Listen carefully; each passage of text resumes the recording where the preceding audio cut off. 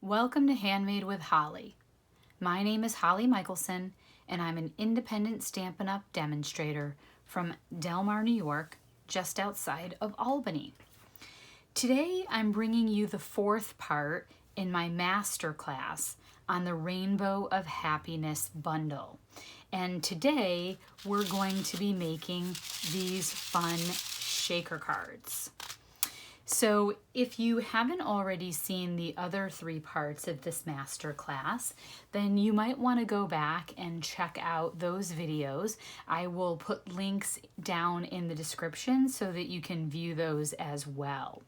In the prior videos, we learned lots of great techniques for using the stamps. I did a whole video with a ton of ideas about using the brilliant rainbow dies. And then in the third class, we learned how to make a fun fold, and we made easel cards using the Rainbow of Happiness bundle.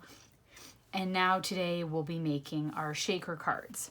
I apologize for the delay in this video. I promised you this quite some time ago, and life got a little bit in the way, so I'm just now getting back to it. Unfortunately, one of the items that we're using today has actually retired in the amount of time it's taken me to get back to this video, but I'll give you lots of ideas for things that you can substitute. As a reminder, if you are not already subscribed to my YouTube channel, I invite you to please subscribe. It's free. It doesn't cost anything to become a subscriber. And if you click on the notifications bell, YouTube will notify you each time I upload a new video. I have lots of great projects coming up featuring new products from the new 2022 to 2023 annual catalog. I also am going to highlight some stamp sets that will be retiring at the end of June. And I've got some great fun folds that I want to share with you. So you won't want to miss anything. You'll want to be sure that you are subscribed and you click on the notifications bell. All right, with that out of the way, let's go ahead and get started on our shaker card. I took 4 pieces of cardstock and I used the large brilliant rainbow die to make a cut in each one of those. So these sheets, and don't worry about the measurement, there will be a downloadable with all of the dimensions. This is Magenta Madness, which just retired on May 2nd, Mango Melody, Granny Apple Green, and Bermuda Bay. I took the largest die from the Brilliant Rainbows dies and I put it here in the center of an A2 card front. So an A2 card front measures 4 1/4 by 5 1/2, and you can see that it fits perfectly on the front of my card. So I took 4 different colors and cut the die out of each one.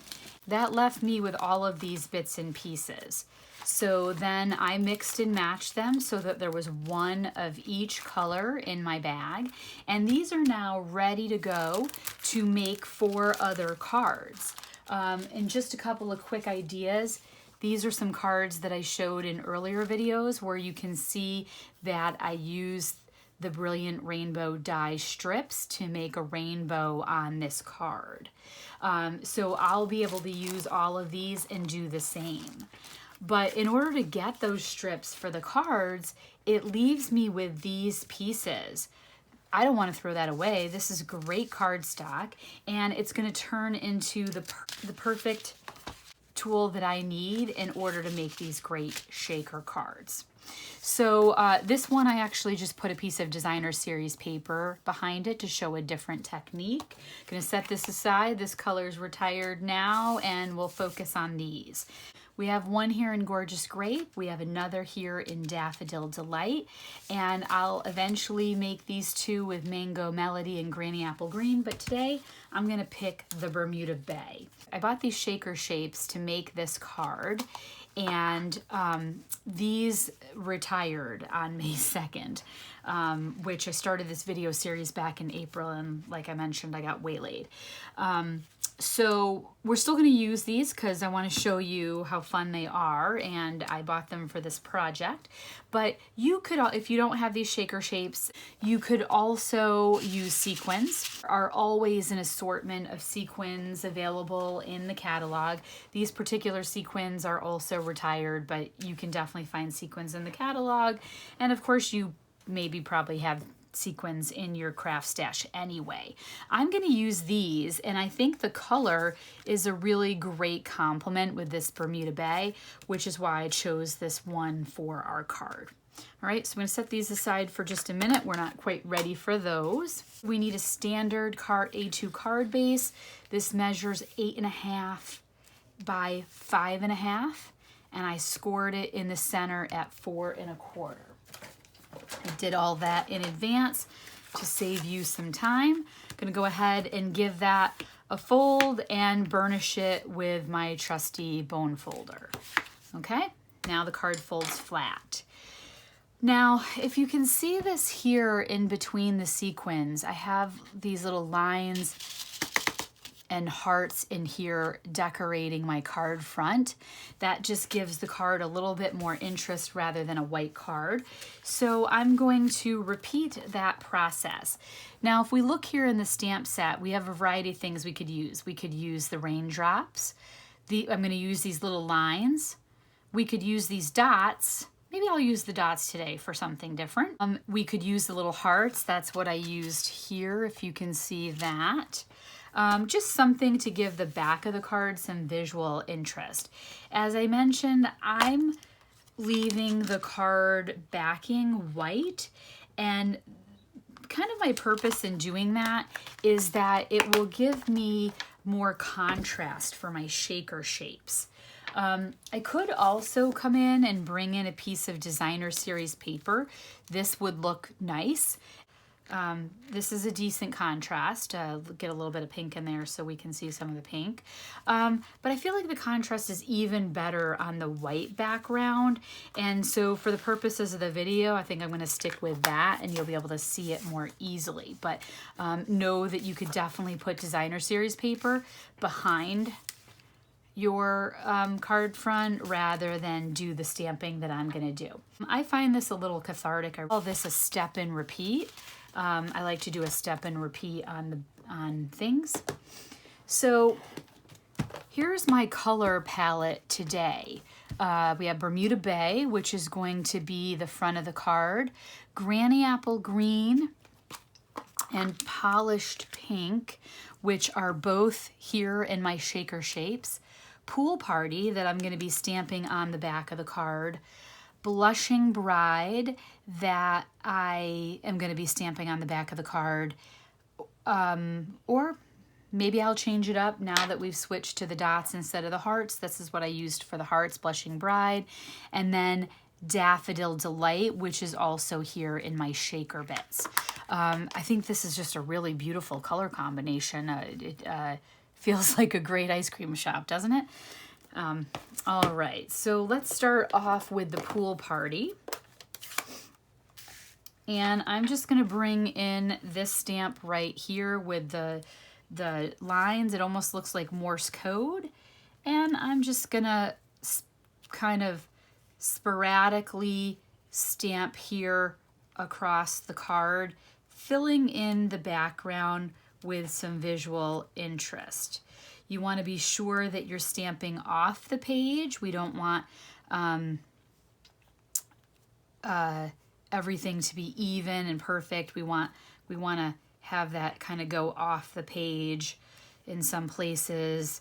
You can see when we place the card front on top that we won't see every one of those edges, but since it's kind of hard to know what you will and won't see, I just stamp the whole back of the card.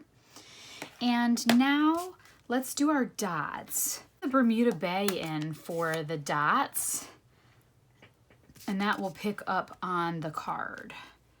So what we're going to try to do is get dots in white places Gonna try to vary those up so they aren't in the same direction, just kind of rotating the stamp as I go. But I do feel like maybe I want a little something up here, a little, ooh. I got ink on the block that got on my thumb, and now it's on my card front and on my background. I probably could put a cloud there and hide it with a cloud. That's what happens when you get inky fingers. See if we're going to be able to disguise that before I proceed. So we could put this cloud here and maybe another cloud up here. Yeah, I think that's going to be okay. I think we'll just hide that and we won't worry about the smuts. That'll be our little secret. What do you think? Our secret? In addition to needing the card base and then the front piece, we're also going to need one of these clear window sheets. So these come in these large 12 by 12 size, and they have tissue paper on them, help protect them, keep them from getting scratched or linty.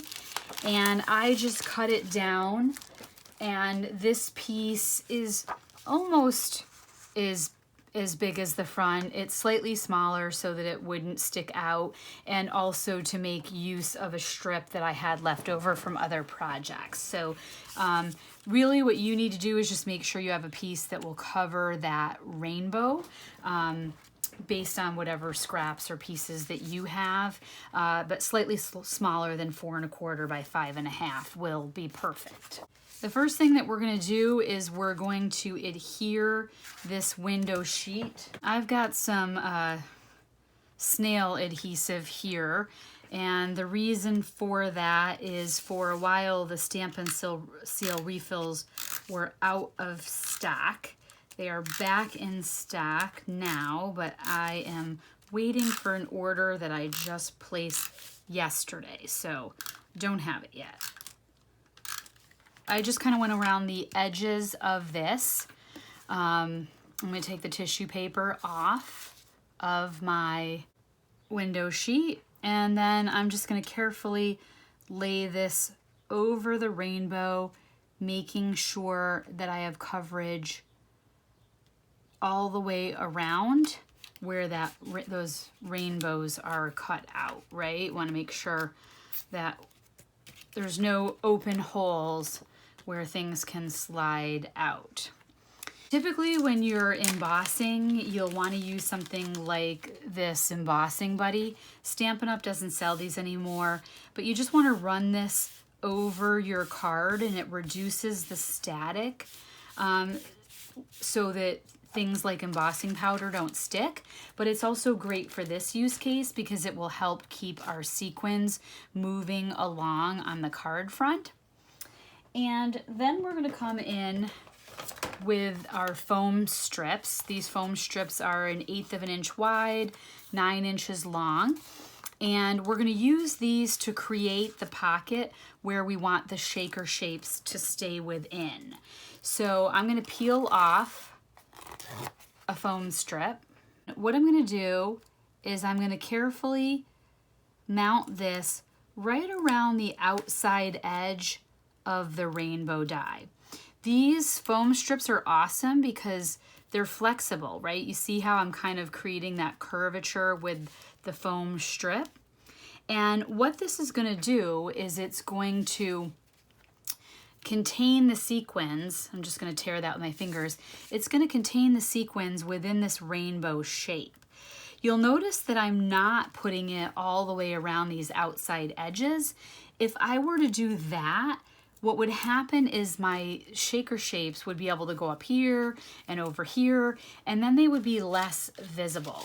So by putting them right around the edge of the rainbow, we're keeping our shapes contained in the area where we're going to be able to see them. I'm going to grab another one. Actually, I'm going to grab this partial one. You can see I use the partial one.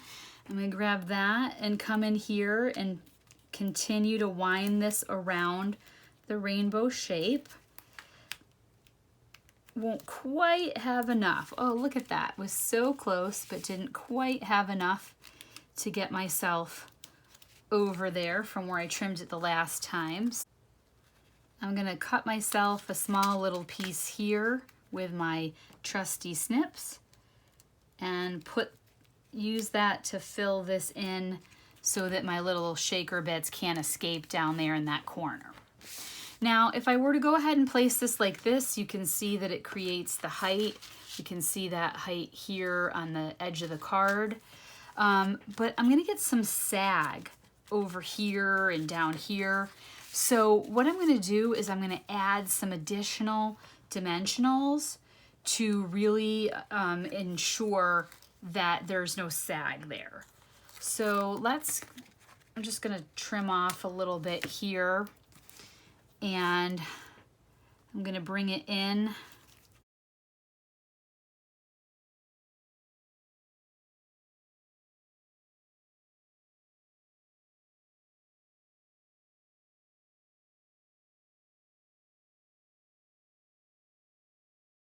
So I'm gonna go ahead and take this piece and just fit it around the side edge again. Probably I don't even have to have that much. I'm gonna cut this into smaller bits. Show you how you can save some of your foam strips.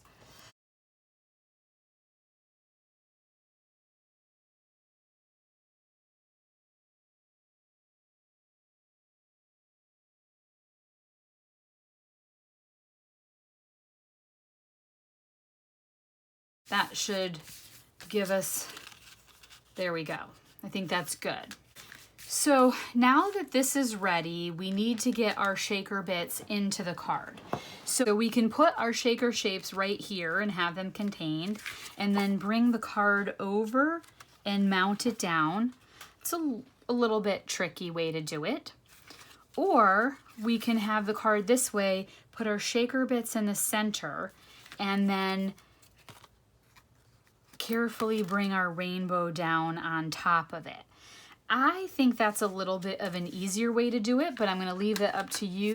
We're going to need to remove the protective backing on all of this. You can use your take your pick tool to get under there and grab it. Now, another thing that you can do is to try to minimize your shaker bits sticking to the inside of this foam. I'm going to just quick run my embossing buddy on the inside edge of this foam just to make that a little less tacky on that inside edge so that none of my bits stick to this foam. That's kind of a pro tip. It's optional. You don't have to do that, but I like to do that. And now I'm going to go ahead and take some of my shaker bits and put them in the center. Want to get a good amount so that you've got some action and shaking activity in there. But by the same token, we don't want to have so many that it's too full to be in there. This feels like a pretty good amount. I've got a nice pile there in the center. I did try to make sure that I had green and yellow and pink, that I had a good variety there of my shaker bits. All right, and now I'm going to flip the front over, and I'm going to carefully center this. All right, that's pretty good. It's not perfect. I'm a little bit over. I'm a little bit to the right. That's what happens when you're trying not to get your head on the camera. Got a whole lot of shaking going on there. Super fun. Love that. You'll notice these are popping up a little bit. If you wanted to, you could tack a little bit of adhesive back there. Kind of just get that on your tape runner.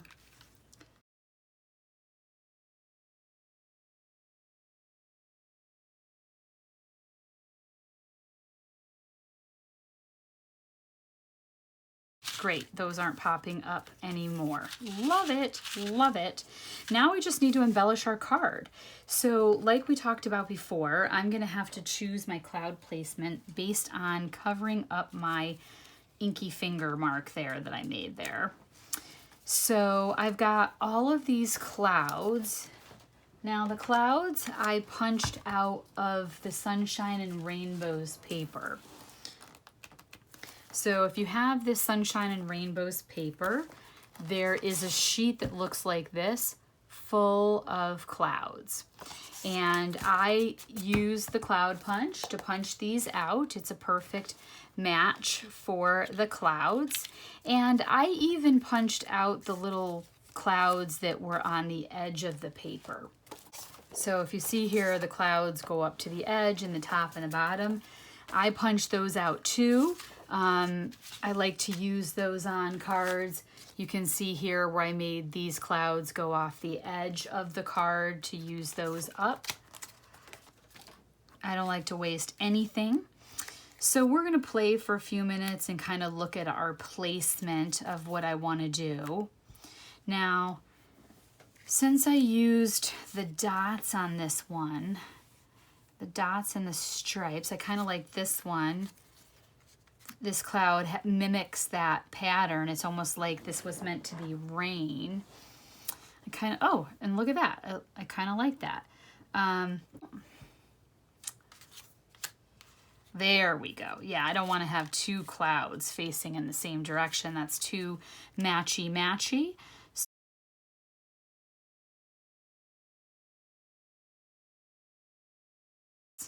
We're gonna trim the edge of this one off. I'm gonna just take my scissors.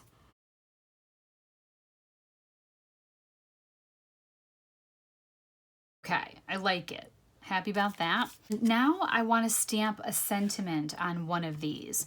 Now in this Rainbow of Happiness stamp set, we've got great sentiments. You make this world a better place, a little something to brighten your day, you make me happy, thank you, sending you a rainbow of happiness. Now, these are all great sentiments, but if I'm being honest, this one, a little something to brighten your day, this one fits the best on a cloud. So if it's my goal for this design to use the cloud as my sentiment label, I can't fit this sentiment. This sentiment's too long for the cloud. This one's too tall for the cloud. This one's too tiny for the cloud. That one certainly doesn't fit, but this one fits perfectly. So I am again going to use the a little something to brighten your day. And we're gonna go ahead and bring in the Bermuda Bay again. I could bring in the polished pink or the granny apple green, but I think I'm gonna go with the Bermuda Bay. I like the idea of that. I'm just gonna put some snail. I'm gonna put some snail on here to adhere these down wherever I want them.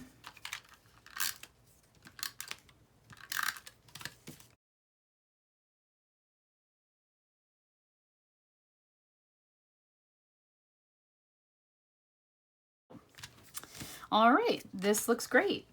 Now, if we want to, we could also add a little bit more embellishment. We could carry these shaker shapes onto the front of the card. So we've got these fun stars and circles and hearts. Let's take a look at that for a second. What do we think? Where we put some shaker shapes onto, kind of fun here to put a heart on the cloud with a heart. I don't know if I love this one. And a little heart. I think that looks cute. So let's use those.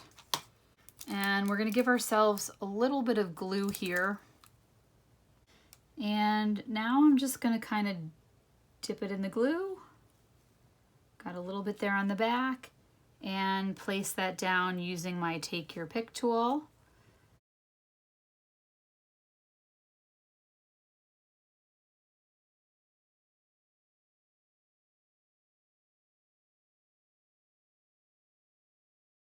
If you haven't seen this silicone craft sheet, it's an awesome tool.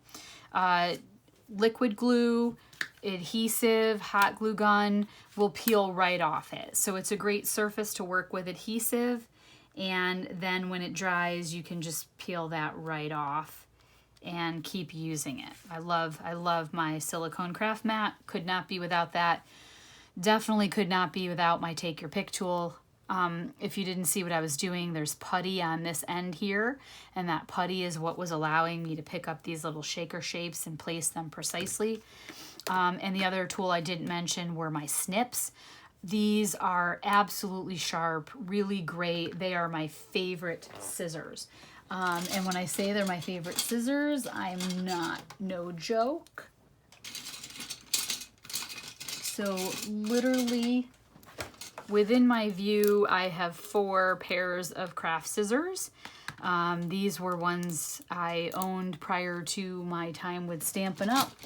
And then I discovered these snips, and the other ones rarely come out. Love, love, love my snips. Okay, that's it. Now, of course, you'll want to stamp something on the inside here, depending on if you're using this for a birthday or get well or whatever that is. I mean, you could use this sending you a rainbow of happiness on the inside. I'm probably gonna use a happy birthday on this and turn this into a birthday card. And so for that reason, I'll probably pull in the Celebrating You stamp set where there's this great happy birthday, but also you're on my mind and in my heart, grateful to celebrate you every day, so proud of you, just for you, lots of love, you're every bit of wonderful, lots of great sentiments in here that would complement the rainbow of happiness that you can use on the inside of your card. So hopefully you saw that these shaker cards are not difficult to make. I know I was intimidated before I started making them. They're really very easy. It's critical that you have the window sheet so that you can see through to the inside and see your shaker bits, and that you can keep everything contained. Again, those are available in the annual catalog. It's a 2-pack. 12 by 12 size. You will get a lot of shaker cards out of that. And then just make sure that you have something that you can shake. So you can use whatever you have. There's sequins in the annual catalog. From time to time, we have shaker shapes. They just retired on May 2nd. Again, I apologize. I teed up this video series well before that and just could not get this last video filmed in time. There are also sometimes things like gems. Look at what else is in the current annual catalog. We have right here on page 141, For Everything Fancy Sequins, and you get a lot of fun, different colors. It looks like there's little pearls and sequins and all kinds of fun things in there that you could use as shaker bits. We're here on page 143. We've got number 8, the effervescent elements, and you could put these effervescent elements inside a shaker card. Up here, number 6, we have sparkle and shine sequins assortment. So these would be great in a shaker card. So 3 really great options right now in the annual catalog. Effervescent elements, sparkle and shine sequins, and also the For Everything Fancy sequins. So check all that out if you're looking for something to put in your card. But if you're like me, you probably have more sequins than you will ever use in one lifetime. And I do. My mother loved to use sequins on everything. And when she passed away, I inherited more sequins than I will ever use in a lifetime. So I'm looking forward to making lots of these shaker cards. There are a number of these videos on YouTube about making these brilliant rainbow dies shaker cards. I have to say that I really struggled with those videos. I watched a number of them, and that led me to feel like I should create my own.